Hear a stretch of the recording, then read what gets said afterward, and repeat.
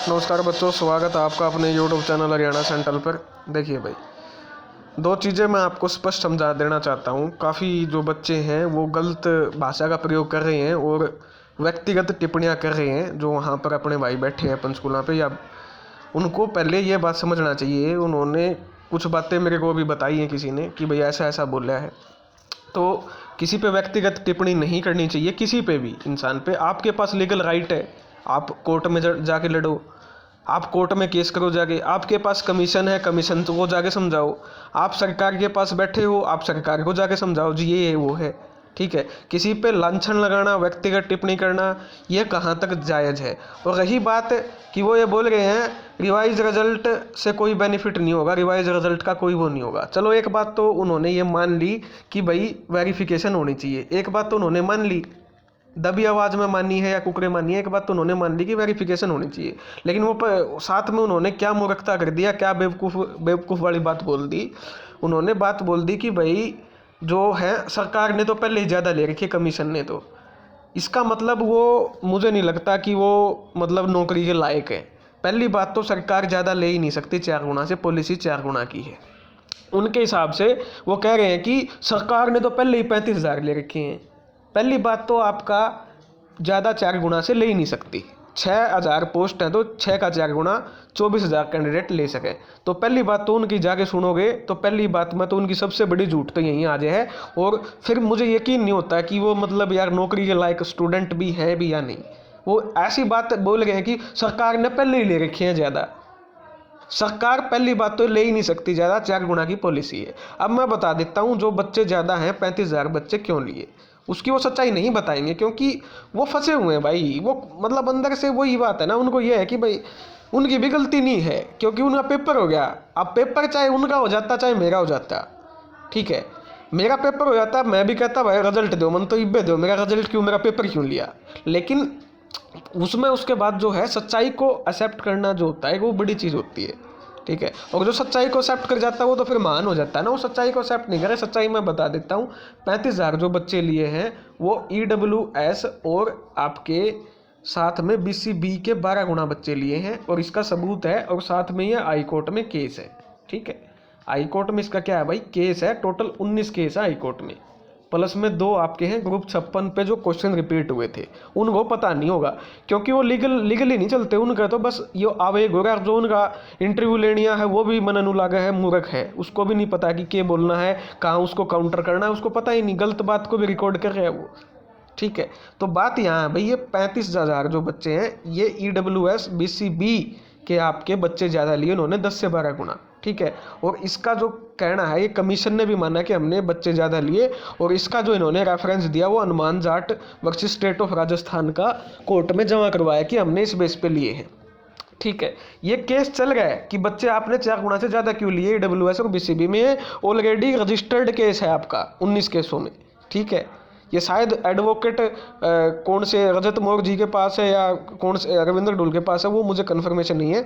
ये केस है, ये केस इसी पे है कि आपने 35,000 क्यों लिए। अब वो बच्चे ये बोल रहे हैं कि 35,000 लिए, सरकार ने पहले ही जानबूझ के ज़्यादा लिए। तो उन्होंने 2 बातें यहाँ सबसे हरियाणा के युवाओं के सामने सबसे जो बड़ी 2 बातें रखी हैं झूठ की। नंबर 1 बात तो 4 गुना की पॉलिसी है, उसके अनुसार तो ले ही नहीं सकते ज़्यादा। नंबर 2 मात्र 2 कैटेगरी के आपके कैटेगरी के ज़्यादा लिए हैं, एक EWS और एक BCB है। ये बात कमीशन भी मान चुका है, चेयरमैन भी मान चुका है और इस पर हाईकोर्ट में इन्होंने जवाब भी दाखिल मतलब जो कर दिया है, उसमें हनुमान जाट वर्सेस राजस्थान का जो केस है वो लगाया हुआ है।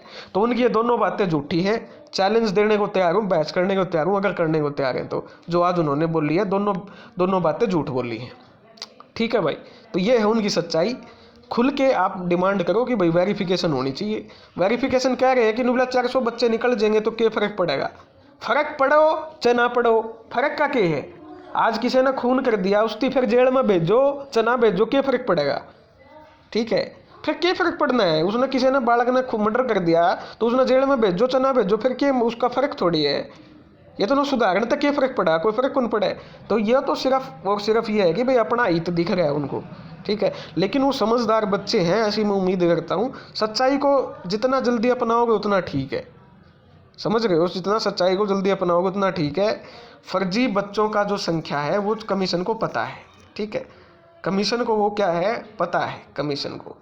और कमीशन को पता है कि बड़ी संख्या में क्या है भाई, बड़ी संख्या में आपके क्या हैं, फर्जी बच्चे हैं। अब बड़ी संख्या में फर्जी बच्चे हैं, ये डाटा पब्लिक डोमेन में तो आएगा नहीं। ठीक है, ठीक है भाई। तो जो बात है अभी मैं बता रहा था, वो इसको भी पता कि बड़ी संख्या में क्या है, फर्जी बच्चे हैं। वो यहाँ डाटा तो नहीं करवाएंगे। अब इन्होंने जो बड़ी संख्या में फर्जी बच्चे निकाले हैं, ये कहाँ से निकाले हैं, PPP-ID से ये इन्होंने निकाले होंगे, ऐसा मेरा अनुमान है। और बड़ी संख्या में ये डाटा पब्लिक डोमेन में तो नहीं आएगा। पब्लिक डोमेन में आने का कारण है कि भाई सरकार के खिलाफ अविश्वास की स्थिति पैदा होगी और ये डाटा बाहर आता है, वो रीजन हम समझते हैं। लेकिन ये डाटा इनको यहाँ पर क्या करना पड़ेगा, PPP का जो डाटा है वो कोर्ट में तो जमा करवाना पड़ेगा। ठीक है, तो जब कोर्ट में डाटा जमा करवाएंगे, जो बच्चों ने गलत नंबर क्लेम कर रखे हैं गलती से या जानबूझ के, उनके 5 नंबर हटाने पड़ेंगे। अब वो चाहे 10 बच्चों के हटो, चाहे वो 10,000 के हटो, वो हटने पड़ेंगे। ठीक है, एक भी बच्चा फर्जी नहीं बैठेगा। बात ये है, फर्क इस चीज़ से नहीं है। मैं तो कह रहा हूँ कि उनको भाई सारे को ज्वाइनिंग दे दो 56-57 को वेरिफिकेशन करके। मुद्दा ये नहीं है, मुद्दा है नीयत का, मुद्दा है सच्चाई का। ठीक है, तो ये बात है आपकी, इसलिए आपकी वो जो डाटा है वो कोर्ट में जाएगा। अब सुबह से लेके बच्चों के काफ़ी, मैंने सुबह भी वीडियो बनाई थी, समझाने की कोशिश की थी, दोबारा फिर समझा देता हूँ इनकी परमिशन कैसे मिलेगी। पहली बात तो रिजल्ट क्वैश है। रिजल्ट क्वैश का मतलब क्या, पूरे का पूरा रिजल्ट क्या आपका 0 बना रखा है सिंगल बेंच ने। उसके बाद 3 डबल जो बेंच है वो बैठ चुकी है। ठीक है, 6 यानी 7 जजेज ने। अगर फैसला पलटनवाना ही होता, कमीशन के बस की बात होती या सरकार के बस की बात होती, तो वो 4 अगस्त को पलट जाता। ठीक है, सबसे बड़ी गलती कमीशन ने की 56-57 का पेपर लेके। अब वो दबाव में लिया या उसके पीछे कोई षड्यंत्र था, वो सरकार जाने, वो तुम लोग जानो, वो मैं बहुत बार बता चुका हूँ। वो पेपर ही नहीं लेना चाहिए था, सारा मामला ही खत्म था। अब इनकी परमिशन कैसे मिलेगी, परमिशन के लिए एप्लीकेशन लगाएंगे, और एप्लीकेशन जो लगाना है वो आपका हक है, आपका कमीशन का, HSSC का। नंबर 1 बात, अब जो ये एप्लीकेशन लाएंगे उसमें इनको रीजन बताना पड़ेगा कि भाई इसका कारण क्या है। बड़े ध्यान से सुनना इस बात को, गंभीर विषय है ये, गंभीर बात समझा रहा हूँ। अब जो 56-57 का लिया था, उन पे इन्होंने जो एप्लीकेशन थी उनमें जब लगाया था, जल्दबाजी में लिया, और जो जजेस थे प्राइवेट पार्टी के, उनको तो बताया ही नहीं, बहस करने का मौका ही नहीं मिला। नंबर 1 बात। नंबर 2 बात, वहाँ बताया था कि हमने करोड़ों रुपए की अरेंजमेंट कर रखी है, हमारा करोड़ों रुपया नुकसान हो जाएगा, एक बार हमको ये लेने दो। तो ये एप्लीकेशन में कारण बताया था, उसके बाद परमिशन वहाँ पर मिली थी। ठीक है, अब जो एप्लीकेशन जाएगी वहाँ पर 2 ही कारण बताए जा सकते हैं। ठीक है, काफ़ी बच्चे कह रहे हैं क्या सर इनमें फर्जी हो सकते हैं, बिल्कुल भाई, उनकी मैं बात को मानता हूँ, इनमें भी फर्जी हो सकते हैं।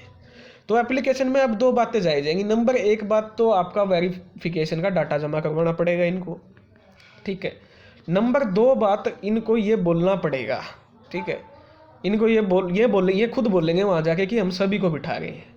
अब सिंगल बेंच ने 2 बातें बोली थी, काफ़ी बच्चों को बातें समझ में नहीं आई। 2 बातें क्या बोली थी उन्होंने, 2 बातें ये बोली थी उन्होंने कि भाई या तो तुम फिजिकल वेरिफिकेशन करवा लो, या फिर आपका क्या है, सभी को एग्ज़ाम में बिठा लो।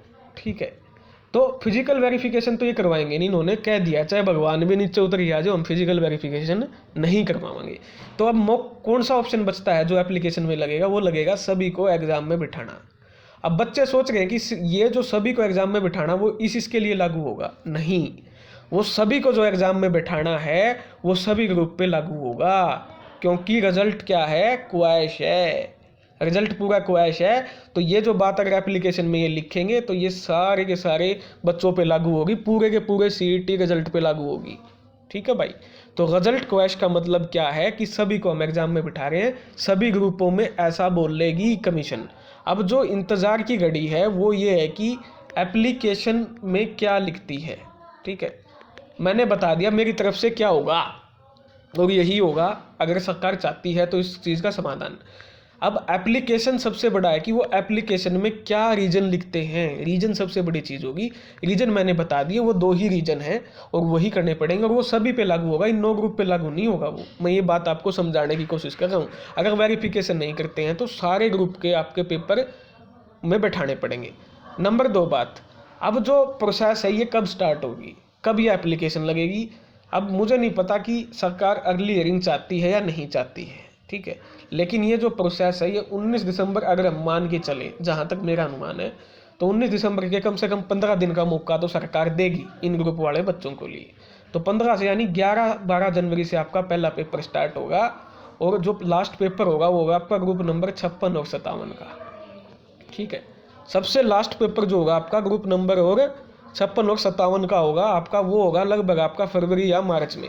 ठीक है, उसके बाद और ये भर्ती कुछ चीज़ें इसमें से विड्रा हो सकती हैं जिस पे चढ़ा हुआ है, जैसे फार्मासिस्ट हो गया या 1-2 भर्ती होगी। बाकी ये जो वैकेंसी है आपकी लोकसभा से पहले पूरी होगी और इसी सीईटी में होगी। ठीक है, ये कंफर्म हो चुका है कि हम नया सीईटी नहीं लेके, मतलब नए सीईटी में इन वैकेंसीज को हम नहीं लेके जा रहे हैं, इसी सीईटी में ये पूरी होंगी। समझ में आ गई बात? अब भी किसी को डाउट है तो भाई वो बता सकता है कि डाउट क्या है। 56 जो 57 ग्रुप का पेपर है वो आपका लगभग मार्च में होगा आपका। ठीक है, सबसे लास्ट में होगा। जून में जो पेपर हुए थे इन भाई साहब की बेगानी तो किसी का दबाव था या मतलब शनि का चक्कर चला था भोपाल सिंह खदरी पे, अच्छा भला एडमिट कार्ड जारी कर दिए थे। क्या कर दिए थे? अच्छे भले एडमिट कार्ड जारी कर दिए थे इनने। किसके? इनके, ये जो 9 ग्रुप है VLD वगैरह के। अच्छा भला उनका पेपर हो जाता, इनकी ज्वाइनिंग हो जाती, कुछ नहीं होना था। अरे एक बार इनकी ज्वाइनिंग हो जाती पूरी भर्ती साफ जावर फिर। लेकिन इनकी बुद्धि भ्रष्ट हो गई थी। बोला ना हमें तो 56-57 लेवांगे, ना हमें तो 56-57 लेवांगे। ले लिया 56-57, ऐसा डंडा दे दिया सारे का, पूरा नू घुमाया दिया उस चक्कर नू। सिस्टम समझ में नहीं आ रहा किसी का के सिस्टम है के नहीं, बालक पागल बना दिए। ठीक है, इबिन गए बड़का का नू को सर नू को तैयारी शुरू करा नहीं करा, तैयारी शुरू करा नहीं करा। भाई मैं तो यह बात कहूँ, आपकी तैयारी शुरू करो। बिना तैयारी तो ऊँ भी आपने हमेशा पढ़ना है चाहिए। 9 तक लेके सुबह के 1 बजे लग, और उसके बाद रोटी खा के 2 घंटे का ब्रेक लेके 3 तक 8 बजे लग।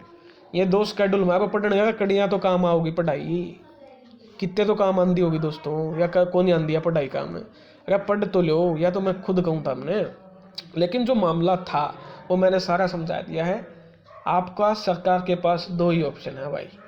पहला ऑप्शन वेरिफिकेशन का, ठीक है, और ईव तो या और भी करनी पड़े क्योंकि कमीशन खुद का हुआ भाई, बहुत ज़्यादा संख्या में फर्जी बच्चे हैं। दूसरा सभी ने एग्जाम में बिठाना। अब सरकार 2 गेम खेल रही है। 19 दिसंबर को सरकार का अगर हक में फैसला आ गया तो वह 56-57 ने आगे रिजल्ट निकाल देगी। अगर सरकार का हक में फैसला नहीं आया 19 दिसंबर ने, उसका बाद सरकार सभी ने एग्जाम में बिठाओगी, जिसकी तैयारी सरकार ने इन 9 ग्रुपों तक स्टार्ट कर दी, जो कि मैंने अर्लियर जो वीडियो बनाई थी उसमें मैंने समझा दिया था।